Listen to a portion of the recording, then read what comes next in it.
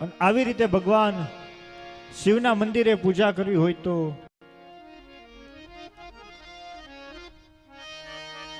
બખાલ થયા પછી પૂજા ન થાય, પરંતુ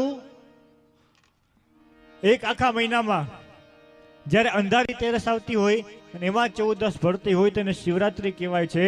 અને એ દિવસે તમે રાત્રે પણ ભગવાન શિવની પૂજા કરી શકો છો.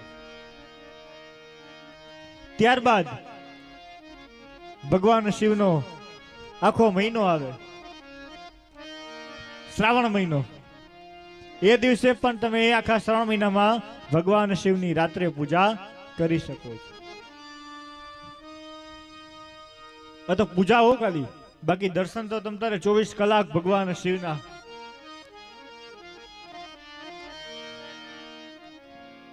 જો બે મંદિરને કોઈ દી તાળા ન હોય,